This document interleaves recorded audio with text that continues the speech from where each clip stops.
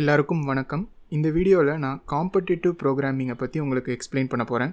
Competitive ப்ரோக்ராமிங்னா என்ன, அது எதுக்காக நம்ம பண்ணணும், எங்கே போய் நம்ம பண்ணலாம், அதை பற்றின சில வெப்சைட்ஸ்லாம் கொடுக்குறேன். அதுக்கப்புறம் அந்த வெப்சைட்ஸ்லாம் நீங்கள் எப்படி யூஸ் பண்ணுறது, எப்படி அங்கே போய் ரெஜிஸ்டர் பண்ணி நீங்கள் எப்படி ஸ்டார்ட் பண்ணுறது அப்படிங்கிறத பற்றி நான் இந்த வீடியோவிலே உங்களுக்கு எக்ஸ்பிளைன் பண்ணுறேன். ஸோ இந்த வீடியோ ஃபுல்லாக பாருங்கள். கண்டிப்பாக உங்களுக்கு காம்படிட்டிவ் ப்ரோக்ராமிங்கை பற்றி ஒரு நல்ல ஐடியா கிடைக்கும். அதை நீங்கள் அதுக்கப்புறம் கண்டினியூ பண்ணி நீங்கள் ப்ராக்டிஸ் பண்ணுறதுக்கும் ரொம்பவே யூஸ்ஃபுல்லாக இருக்கும். ஃபஸ்ட்டு காம்படிட்டிவ் ப்ரோக்ராமிங்னா என்ன அப்படின்னு கேட்டிங்கன்னா, அது ஒரு ஆன்லைன் ப்ராப்ளம் சால்விங் கான்டெஸ்ட் அப்படின்னு நம்ம சொல்லலாம். பேசிக்காக பார்த்தீங்கன்னா ஆன்லைனில் நம்மளுக்கு நிறைய ப்ராப்ளம்ஸ் கொடுத்துருவாங்க. அட் அ டைமில் நிறைய பேர் அந்த ப்ராப்ளமை சால்வ் பண்ணுறதுக்கு ட்ரை பண்ணுவாங்க.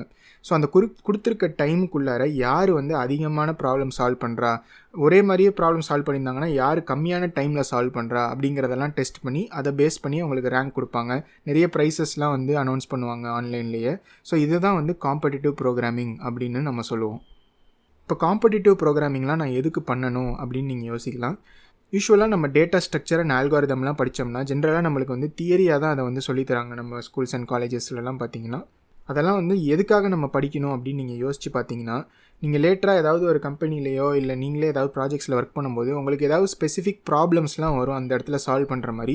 அதுக்கெல்லாம் உங்களுக்கு இந்த டேட்டா ஸ்ட்ரக்சர் அண்ட் ஆல்காரிதம்ஸ் ஏற்கனவே தெரிஞ்சிருந்ததுன்னா அதை நீங்கள் மறுபடியும் கண்டுபிடிக்கிறதுக்கு பதிலாக ஏற்கனவே இருக்கிறத வச்சு நீங்கள் யூஸ் பண்ணி அந்த ப்ராப்ளம்லாம் ஈஸியாக சால்வ் பண்ணலாம். ஸோ ஏதாவது ஒரு ப்ராப்ளமை நம்ம சால்வ் பண்ணுறதுக்கு இந்த டேட்டா ஸ்ட்ரக்சர் அண்ட் ஆல்காரிதம்லாம் யூஸ் ஆகும். ஸோ எப்படி அதை யூஸ் பண்ணணும் அப்படின்னு நம்ம ப்ராக்டிஸ் பண்ணி பார்க்கணும் இல்லையா. ஜஸ்ட் அதை தெரிஞ்சு மட்டும் வச்சுக்கிட்டோம்னா நம்மளுக்கு நிறைய இடத்துல அது பயன்படாது. நம்ம அதை ப்ராக்டிஸ் பண்ண தான் நம்மளுக்கு அது இன்னும் நல்லாவும் புரியும். பின்னாடி நம்மளுக்கு வேறு எங்கேயாவது அந்த இடத்த யூஸ் பண்ணுறதுக்கு ஒரு ஆப்பர்ச்சுனிட்டி வந்துச்சுன்னா நம்மளால் கரெக்டாக அதை யூஸ் பண்ண முடியும். ஸோ இதெல்லாம் நம்ம ப்ராக்டிஸ் பண்ணுறதுக்கும் கற்றுக்கிறத ஃபன்னாகவும் இன்ட்ரெஸ்டிங்காகவும் மாற்றுறதுக்கு தான் இந்த மாதிரி காம்படிட்டிவ் ப்ரோக்ராமிங்லாம் இருக்குது. அதுதான் நம்மளுக்கு ஆன்லைனில் ரெகுலராக கான்டெஸ்ட்லாம் கண்டக்ட் பண்ணுவாங்க. நம்மளும் அதை பார்ட்டிசிபேட் பண்ணி அதை ஒரு ஃபன்னாகவும் என்கேஜிங்காகவும் நம்மளுக்கு கற்றுக்கிறதுக்கு யூஸ்ஃபுல்லாக இருக்கும். ஸோ இதனால தான் நம்ம காம்படிட்டிவ் ப்ரோக்ராமிங்லாம் பண்ணலாம். ஓகே, இப்போ காம்படிட்டிவ் ப்ரோக்ராமிங்கை ஏன் பண்ணணும் அப்படின்னு பார்த்தோம். இப்போ காம்படிட்டிவ் ப்ரோக்ராமிங் எப்படி ஒர்க் ஆகும், ஒரு கான்டெஸ்ட்னால் அது எப்படி இருக்கும் அப்படிங்கிறத பார்த்தோன்னா, முதல்ல நம்மளுக்கு ஒவ்வொரு கான்டெஸ்ட்லேயும் நிறைய கொஸ்டின்ஸ்லாம் கொடுத்துருப்பாங்க. ஸோ என்ன ப்ராப்ளம் நீங்கள் சால்வ் பண்ணணும் அப்படிங்கிறத நம்மளுக்கு ஃபஸ்ட்டு சொல்லிடுவாங்க. அதுக்கப்புறம் பார்த்தீங்கன்னா அதுக்கு சில கன்ஸ்ட்ரெயின்ஸ்லாம் கொடுத்துருப்பாங்க. அதாவது இந்த ப்ராப்ளமுக்கு நீங்கள் எழுதுகிற கோடு ஒரு 2 செகண்ட்குள்ளே ரன் ஆகணும், இல்லை 1 செகண்ட்குள்ளே ரன் ஆகணும் அப்படின்னு கொடுப்பாங்க. அடுத்து இன்புட்ஸ்க்கு சில லிமிட்ஸ்லாம் கொடுப்பாங்க. இப்போ உதாரணத்துக்கு பார்த்தீங்கன்னா ஏதாவது ஒரு ப்ராப்ளம் கொடுத்துட்டு அவங்க இன்புட் கொடுப்பாங்க இல்லையா, நீங்கள் எழுதுகிற கோடு அவங்க கொடுத்துருக்க ப்ராப்ளமுக்கு ஒர்க் ஆகுதா இல்லையா அப்படின்னு அவங்க செக் பண்ணும்போது அவங்க ஏதாவது இன்புட்லாம் கொடுக்குற மாதிரி வரும். அப்போ நான் முதல் 100 நம்பர் மட்டும்தான் கொடுப்பேன், இல்லை 1 மில்லியன் நம்பர்ஸ்குள்ளே தான் கொடுப்பேன், இல்லை லெட்டர்ஸ் மட்டும்தான் கொடுப்பேன், அந்த மாதிரிலாம் அவங்க ஒரு லிமிட்ஸில் கொடுத்துருவாங்க. ஸோ அந்த லிமிட்லாம் நம்ம தெரிஞ்சுக்கிட்டு இந்த மாதிரி கன்ஸ்ட்ரெயின்ஸ்லாம் பேஸ் பண்ணி நம்ம கோட் பண்ணணும் அவங்க கொடுத்துருக்க ப்ராப்ளமுக்கு. கடைசியாக அவங்க சில எக்ஸாம்பிள்ஸும் கொடுப்பாங்க. அதாவது என்ன ப்ராப்ளம் நம்ம சால்வ் பண்ணணும்னு கொடுத்துருவாங்க. அதுக்கப்புறம் அந்த ப்ராப்ளம் என்னென்ன டைம்குள்ளே ரன் ஆகணும், என்ன லிமிட்ஸ்லாம் இருக்குது இன்புட்ஸுக்கு, அந்த மாதிரிலாம் கொடுத்துட்டு ஒரு சில எக்ஸாம்பிள் மட்டும் கொடுப்பாங்க. அதாவது இந்த மாதிரி இன்புட் வந்தால் என்ன அவுட்புட் வரணும் அப்படின்னு அவங்க கொடுத்துட்டாங்கன்னா, இந்த எக்ஸாம்பிள்ஸ் எதுக்கு கொடுத்துருக்காங்கன்னா இந்த ப்ராப்ளம் இன்னும் நம்ம நல்லா புரிஞ்சுக்கிறதுக்கு யூஸ்ஃபுல்லாக இருக்கும். அதனால் அதையும் சேர்த்து கொடுத்துருப்பாங்க. ஸோ நீங்கள் எந்த காம்படிட்டிவ் ப்ரோக்ராமிங் பிளாட்ஃபார்ம் எடுத்து நீங்கள் ஒரு கான்டெஸ்ட் போய் பார்த்தீங்கனாலும் கண்டிப்பாக கொஸ்டின் இருக்கும், அதுக்கு கன்ஸ்ட்ரெயின்ஸ் இருக்கும், அது எக்ஸாம்பிளும் இருக்கும். நம்ம பின்னாடி ஒரு வெப்சைட்டை நான் உங்களுக்கு காமிக்க போகிறேன். அதில் இந்த 3 எப்படி கொடுத்துருக்காங்க நம்மளுக்கு அப்படிங்கிறத நம்ம பார்ப்போம். காம்படிட்டிவ் ப்ரோக்ராமிங் பொறுத்த வரைக்கும் எந்த லாங்குவேஜ் நீங்கள் யூஸ் பண்ணுறீங்க அப்படிங்கிறது மேட்டரே கிடையாது. ஏன்னா அவங்க நீங்கள் ஒரு ப்ராப்ளம் கொடுத்துருவாங்க உங்களுக்கு, அதை நீங்கள் சால்வ் பண்ணணும் அப்படின்னு தான் அவசியம். நீங்கள் எந்த லாங்குவேஜை யூஸ் பண்ணி சால்வ் பண்ணணும் அப்படின்னு அவசியம் இல்லை. ஸோ நீங்கள் யோசிக்கலாம் எனக்கு C++ தான் தெரியும், இல்லை எனக்கு பைத்தான் மட்டும்தான் தெரியும் அப்படின்லாம் யோசிச்சிங்கன்னா அதெல்லாம் ஒரு ப்ராப்ளமும் கிடையாது. நீங்கள் அந்த ப்ரோக்ராமிங் லாங்குவேஜை யூஸ் பண்ணி அந்த ப்ராப்ளமை எப்படி சால்வ் பண்ணுறீங்க அப்படிங்கிறது தான் முக்கியம். எந்த கான்டெஸ்ட்லையுமே பார்த்தீங்கன்னா அவங்க இந்த லாங்குவேஜில் தான் நீங்கள் சால்வ் பண்ணணும் அப்படின்லாம் சொல்ல மாட்டாங்க. ஏன்னா இது ஏன் அப்படி வச்சுருக்காங்க அப்படின்னு பார்த்தீங்கன்னா, ரியல் வேர்ல்டுலேயும் நம்மளுக்கு ஏதாவது ப்ராப்ளம் சால்வ் பண்ணணும் அப்படின்னு நீங்கள் நினச்சிங்கன்னா யூஸ்வலாக அது அந்த ப்ராப்ளம் தான் ரொம்ப முக்கியம். நீங்கள் எந்த லாங்குவேஜில் எழுதுறீங்க, அதை எப்படி சால்வ் பண்ணுறீங்கன்றது முக்கியம் இல்லை. எப்படி நீங்கள் எந்த லாங்குவேஜ் யூஸ் பண்ணாலும் அந்த ப்ராப்ளமை நீங்கள் எப்படி சால்வ் பண்ணுறீங்க அப்படிங்கிறது தான் முக்கியம். ஸோ லாங்குவேஜ் மேட்டரே கிடையாது. இதையும் நம்ம நல்லா தெரிஞ்சுக்கணும் காம்படிட்டிவ் ப்ரோக்ராமிங் பற்றி. ஸோ காம்படிட்டிவ் ப்ரோக்ராமிங்லாம் நம்ம பண்ணணும் அப்படின்னு நினச்சோன்னா ஆன்லைனில் நிறைய வெப்சைட்ஸ் இருக்குது. அதுக்காக நான் இங்கே ஒரு 3 வெப்சைட்ஸ் மட்டும் நான் உங்களுக்கு எக்ஸாம்பிளுக்காக கொடுத்துருக்கேன். Topcoder, Codeforces and Hackerrank அப்படின்னு இந்த 3 மட்டும் நான் உங்களுக்கு கொடுத்துருக்கேன். இது இல்லாமல் எக்ஸ்ட்ராவாக பார்த்தீங்கன்னா Codechefனு ஒரு வெப்சைட் இருக்குது, Coder இருக்குது, இந்த மாதிரி ஏகப்பட்ட வெப்சைட்ஸ் இருக்குது. பட் ஜென்ரலாக நீங்கள் ஸ்டார்ட் பண்ணும்போது இந்த 3 வெப்சைட்டில் ஏதாவது ஒரு வெப்சைட் சூஸ் பண்ணி நீங்கள் ஸ்டார்ட் பண்ணுறது தான் பெட்டர் அப்படின்னு எனக்கு தோணுது. ஸோ இங்கே நான் கொடுத்துருக்கிறது பார்த்தீங்கன்னா பெஸ்ட் ஃபார் ப்ராக்டிஸ் அப்படின்னு சொல்லி நான் Hackerrank அப்படின்னு கொடுத்துருக்கேன். கான்டெஸ்ட்டுக்கு பார்த்தீங்கன்னா எனக்கு தெரிஞ்ச வரைக்கும் Codeforce தான் இருக்கிறதுலே பெஸ்ட் வெப்சைட். ஸோ நீங்கள் ஒரு கான்டெஸ்ட் அட்டென்ட் பண்ணி அதை எப்படி இருக்குன்னு பார்க்கணும்னு நினச்சிங்கன்னா கண்டிப்பாக Codeforces போங்க. கண்டிப்பாக ஒரு 1 வீக் டைம்குள்ளார ஏதாவது ஒரு கான்டெஸ்ட் கண்டிப்பாக இருக்கும். நீங்கள் அதை சும்மா ட்ரை பண்ணி பார்க்கலாம். நீங்கள் அதை ஜாயின் பண்ணி நீங்கள் அட்டென்ட் பண்ணி ஃபஸ்ட் ப்ளேஸ்லாம் வரணும்னு அவசியம் இல்லை. ஒரு கான்டெஸ்ட் எப்படி இருக்குது அப்படின்னா என்ன பண்ணுறாங்க எல்லோரும் அப்படின்னு தெரிஞ்சுக்கோங்க.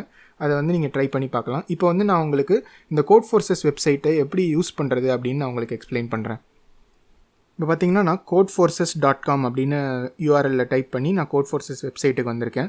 ஸோ இதுதான் வந்து Codeforces உடைய வெப்சைட். இப்போ அது பார்த்தீங்கன்னா நிறைய பிளாக் போஸ்ட்லாம் போடுவாங்க, ரீசெண்ட் கான்டெஸ்ட் பற்றி பிளாக்ஸ்லாம் போடுவாங்க.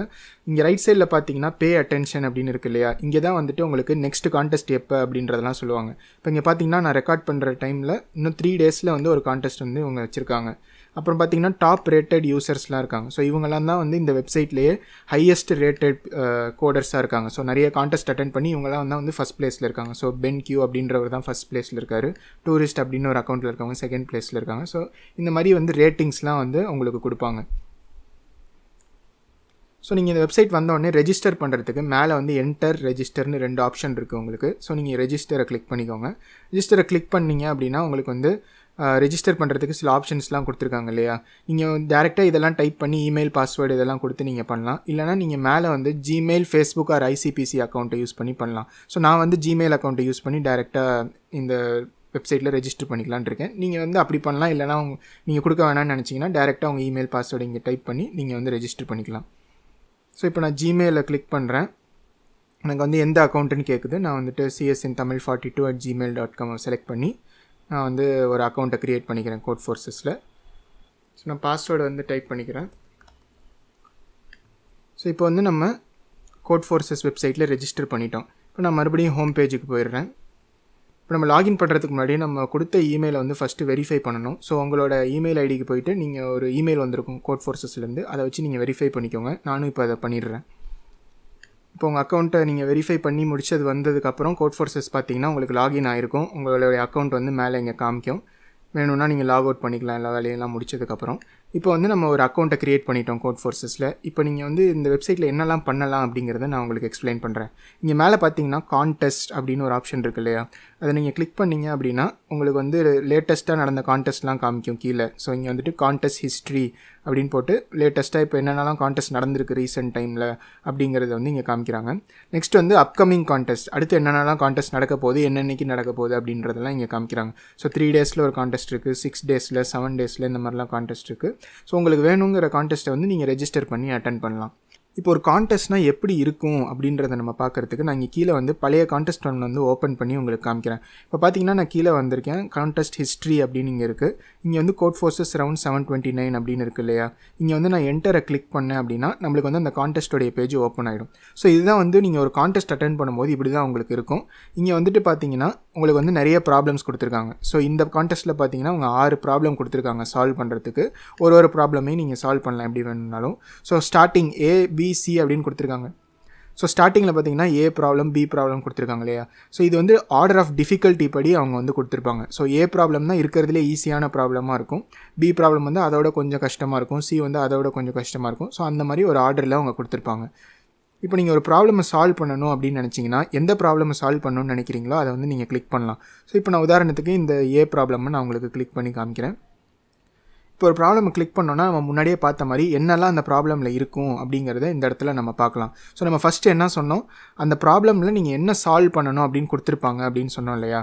அதை வந்து உங்களுக்கு இங்கே எக்ஸ்பிளைன் பண்ணியிருப்பாங்க. அதாவது இந்த ப்ராப்ளமில் நீங்கள் என்ன பண்ணணும் அப்படிங்கிறத அவங்க கொடுத்துருப்பாங்க.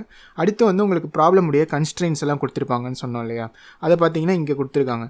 டைம் லிமிட் வந்து 1 செகண்டில் ரன் ஆகணும். அதாவது நீங்கள் எழுதுகிற கோடு வந்து 1 செகண்டில் ரன் ஆகணும் அப்படின்னு சொல்லியிருக்காங்க. அடுத்து மெமரி லிமிட் பார்த்தீங்கன்னா 256 MB தான் உங்கள் கோடு வந்து யூஸ் பண்ணணும் அப்படின்னு சொல்லியிருக்காங்க. அடுத்து அவங்களுடைய இன்புட் அண்ட் அவுட்புட்லாம் எப்படி இருக்கணும் அப்படிங்கிறதெல்லாம் தெரியப்படுத்தியிருக்காங்க. கடைசியாக நம்ம முன்னாடி பார்த்த மாதிரியே எக்ஸாம்பிள்ஸ்லாம் கொடுத்துருக்காங்க. ஸோ நீங்கள் எழுதுகிற கோடுக்கு இந்த மாதிரி ஒரு இன்புட் கொடுத்தா இந்த மாதிரி ஒரு அவுட்புட் வரணும் அப்படிங்கிறதையும் அவங்க தெரியப்படுத்தியிருக்காங்க. ஒரு சில நோட்ஸும் கொடுத்துருக்காங்க. ஸோ இந்த மாதிரி அவங்க வந்து ஒரு ப்ராப்ளமை எக்ஸ்பிளைன் பண்ணிவிடுவாங்க உங்களுக்கு. இதை நீங்கள் ஃபுல்லாக படித்து பார்த்துட்டு எப்படி வந்து நீங்கள் கோடு எழுதுனா அவங்க வந்து இப்படி இன்புட் கொடுத்தா இந்த மாதிரி அவுட்புட் வரும் அப்படிங்கிறத தெரிஞ்சுக்கிட்டு நீங்கள் வந்து ஒரு கோடை எழுதணும். இப்போ நீங்கள் எழுதி முடிச்சதுக்கப்புறம் பார்த்தீங்கன்னா இந்த இடத்துல சப்மிட் கோட் அப்படின்னு இருக்கும். இந்த சப்மிட் கோடை கிளிக் பண்ணினீங்க அப்படின்னா உங்களுக்கு சப்மிட் பண்ணுறதுக்கு ஒரு ஆப்ஷன் கொடுப்பாங்க. ஸோ எந்த ப்ராப்ளமுக்கு நீங்கள் சப்மிட் பண்ணுறீங்க அப்படிங்கிறத செலக்ட் பண்ணிவிட்டு ஸோ எந்த ப்ராப்ளமுக்கு நீங்கள் இப்போ சப்மிட் பண்ண போகிறீங்க அப்படிங்கிறத நீங்கள் செலக்ட் பண்ணிவிட்டு எந்த லாங்குவேஜில் நீங்கள் கோடு எழுதுறீங்க அப்படிங்கிறதையும் நீங்கள் செலக்ட் பண்ணணும். ஸோ இங்கே பார்த்தீங்கன்னா எல்லா லாங்குவேஜும் சப்போர்ட் பண்ணுறாங்க. Python, Ruby, JavaScript, Node JS, Java, C++, அந்த மாதிரி ஆல்மோஸ்ட் எல்லா மேஜர் லாங்குவேஜஸையும் அவங்க சப்போர்ட் பண்ணுறாங்க. ஸோ நீங்கள் எந்த லாங்குவேஜில் நீங்கள் எழுதணும்னு நினைக்கிறீங்களோ அதை நீங்கள் செலக்ட் பண்ணிவிட்டு அந்த கோடை வந்துட்டு இந்த இடத்துல பேஸ்ட் பண்ணி நீங்கள் சப்மிட் பண்ணலாம். நீங்கள் சப்மிட் பண்ணதுக்கப்புறம் அவங்க என்ன பண்ணுவாங்கன்னா உங்கள் கோடு வந்து கரெக்டாக இல்லையா அப்படிங்கிறத டெஸ்ட் பண்ணி உங்களுக்கு சொல்லுவாங்க. இந்த மாதிரி நீங்கள் ஒரு கொஷினையும் நீங்கள் சால்வ் பண்ணணும். இங்கே மேலே பார்த்தீங்கன்னா மறுபடியும் ஸ்டாண்டிங்ஸ் அப்படின்னு ஒரு டேப் இருக்கு இல்லையா, இதை நீங்கள் கிளிக் பண்ணி பார்த்தீங்க அப்படின்னா இந்த கான்டெஸ்ட்டுடைய ஸ்டாண்டிங்ஸை வந்து உங்களுக்கு காமிப்பாங்க. அதாவது லீடர் போர்டு மாதிரி. இப்போ இந்த கான்டெஸ்ட்டில் இவங்களாம் அட்டென்ட் பண்ணியிருக்காங்க. இவங்கெல்லாம் தான் வந்து டாப் 10 இருக்கவங்க, டாப் 15 இருக்கவங்க, இந்த மாதிரி நீங்கள் பார்த்துக்கலாம். ஸோ நீங்கள் எந்த ரேங்க்கில் வரீங்க ஒரு கான்டெஸ்ட்லேயும் அப்படிங்கிறதையும் நீங்கள் நோட்டீஸ் பண்ணி பார்க்கலாம். இப்போ நீங்கள் வந்து கான்டெஸ்ட்லாம் அட்டென்ட் பண்ணுறதுக்கு முன்னாடி என்னுடைய சஜஷன் என்னன்னா, இந்த ப்ராப்ளம் செட் அப்படின்னு இருக்கு இல்லையா மேலே, அந்த ப்ராப்ளம் செட்டை கிளிக் பண்ணிக்கோங்க. இது வந்து என்ன பண்ணும் அப்படின்னா இந்த வெப்சைட்டில் இருக்க எல்லா ப்ராப்ளமையுமே வந்து நம்மளுக்கு இந்த இடத்துல அவங்க வந்து காமிப்பாங்க. ஸோ இந்த இடத்துக்கு நீங்கள் வந்ததுக்கப்புறம் ரைட் சைடில் பார்த்தீங்கன்னா ஒரு டிக் மார்க் மாதிரி இருக்குது இல்லையா, இதை வந்துட்டு நீங்கள் கிளிக் பண்ணிங்க அப்படின்னா ஃபஸ்ட் எடுத்தோடனே உங்களுக்கு எந்த ப்ராப்ளம் இருக்கிறதுலே நிறைய பேர் இந்த வெப்சைட்டில் சால்வ் பண்ணியிருக்காங்களோ அதை வந்து மேலே வந்து உங்களுக்கு காமிப்பாங்க. ஸோ இது ஏன் நான் உங்களுக்கு சொல்கிறேன் அப்படின்னா, இனிஷியலாக நீங்கள் இப்போ தான் வந்து காம்படிட்டிவ் ப்ரோக்ராம்லாம் சால்வ் பண்ணணும் அப்படின்னு நீங்கள் நினைக்கிறீங்க அப்படின்னா இருக்கிறதுலே ஈஸியான ப்ராப்ளம்லேருந்து நீங்கள் ஸ்டார்ட் பண்ணுறது தான் வந்து பெஸ்ட்டாக இருக்கும். ஸோ முதல்ல நீங்கள் வந்து இந்த வெப்சைட்டு எப்படி வந்து நீங்கள் யூஸ் பண்ணணுன்றதெல்லாம் கற்றுக்கணும். அடுத்து வந்து இருக்கிறதுலே சிம்பிளான ப்ராப்ளம் என்ன அப்படிங்கிறத பார்த்து அதை எடுத்து நீங்கள் சால்வ் பண்ணுறதுக்கு ட்ரை பண்ணணும்.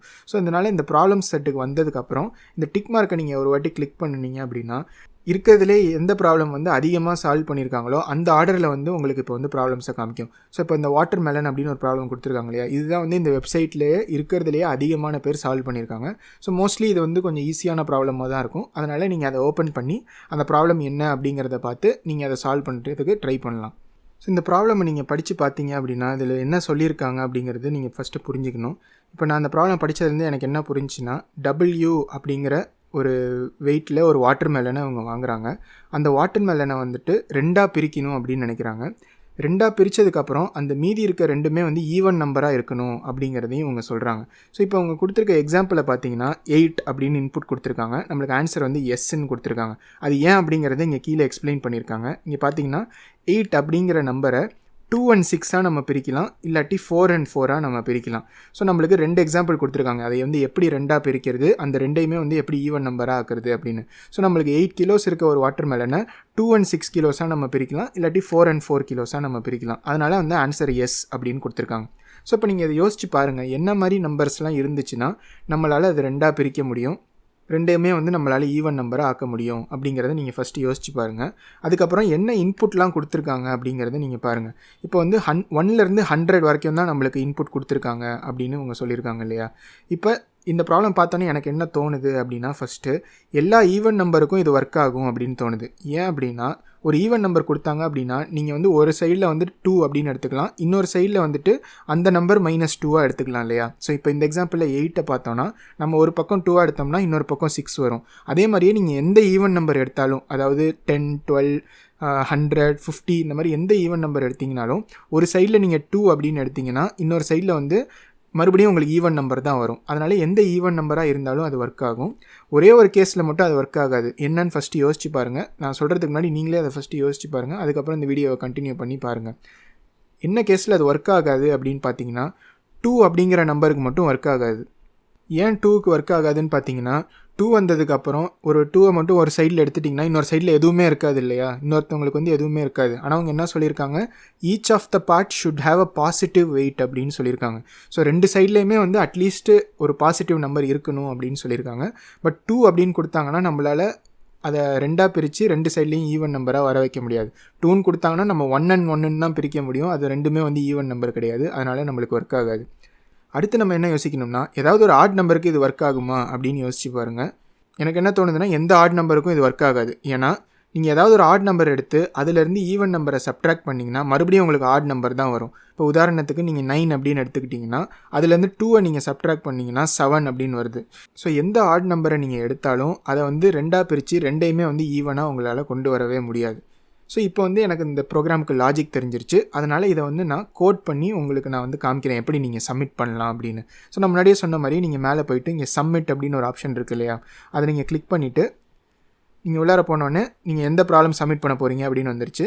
இதை நான் வந்து C++ல சப்மிட் பண்ண போகிறேன். ஸோ நீங்கள் வந்து GNU, GCC, C11 இருக்கலாம், இல்லை G++ யூஸ் பண்ணலாம், எது வேணுமோ நீங்கள் யூஸ் பண்ணிக்கலாம். ஸோ நான் இதை கிளிக் பண்ணிவிட்டு இந்த இடத்துல நான் கோட் பண்ணலாம். ஸோ நான் இதே இடத்துலையே நான் கோட் பண்ணலாம், இல்லாட்டி நான் வேறு எங்கேயாவது கோட் பண்ணி நான் வந்து இந்த இடத்துக்கு கொண்டு வரலாம். பட் இது வந்து ஒரு சிம்பிளான கோட் அப்படிங்கிறதுனால நான் இங்கேயே கோட் பண்ணி உங்களுக்கு நான் காமிக்கிறேன். ஸோ ஃபஸ்ட்டு நம்ம வந்து ஏதாவது ஒரு ஹெட்டர் ஃபைல் இன்க்ளூட் பண்ணணும் இல்லையா. ஸோ நான் #include iostream அப்படின்னு போட்டுக்கிறேன். அடுத்து யூஸிங் நேம் ஸ்பேஸ் std அப்படின்னு போட்டுட்டு int main அப்படின்னு போட்டுக்கிறேன். அப்புறம் return 0. இப்போது நம்ம வந்து ஒரு நம்பரை இன்புட் வாங்கணும் இல்லையா. அவங்க வந்து W இன்புட்டாக கொடுப்பேன் அப்படின்னு சொல்லியிருக்காங்க. ஸோ நம்ம மறுபடியும் இந்த ப்ராப்ளம் ஓப்பன் பண்ணி பார்த்தோம் அப்படின்னா நம்மளுக்கு வந்து கொடுத்துருக்காங்க அவங்க. இப்போ வந்து இன்புட் எப்படி கொடுப்பாங்க அப்படிங்கிறத இந்த இடத்துல தெரியப்படுத்தியிருக்காங்க இல்லையா. ஸோ ஒரே ஒரு லைன் தான் இருக்கும் அவங்க கொடுக்குற இன்புட்டில், அது வந்து ஒரு நம்பராக இருக்கும் இன்புட். ஸோ 8 அப்படின்னு கொடுத்தாங்கன்னா அந்த வேல்யூ வந்து நம்ம இன்புட் வாங்கணும். இப்போது ஸோ எப்படி நீங்கள் இன்புட் வாங்கலாம், ஃபஸ்ட்டு ஒரு இன்டீஜர் வேரியபிளை க்ரியேட் பண்ணிக்கலாம், int wன்னு போட்டு அதுக்கப்புறம் c_w அப்படின்னு கொடுத்தீங்கன்னா உங்களுக்கு வந்து இப்போ அந்த வேல்யூ இன்புட் ஆகி இந்த wங்கிற வேரியபிளில் ஸ்டோர் ஆகிடும். ஸோ நம்ம எப்படி வந்து லாஜிக்கை யோசித்தோமோ அந்த லாஜிக்கை வந்து இப்போ நம்ம கோடாக எழுதணும். நம்ம என்ன சொன்னோம், ஆட் நம்பராக இருந்தால் ஒர்க் ஆகாது, 2ஆக இருந்தாலும் ஒர்க் ஆகாது, மற்றபடி ஈவன் நம்பர்ஸ் எல்லாத்துக்கும் இந்த ப்ரோக்ராம் வந்து ஒர்க் ஆகும் அப்படின்னு நம்ம சொன்னோம் இல்லையா. ஸோ அதை வந்து நான் இப்போ லாஜிக்காக எழுதுகிறேன்.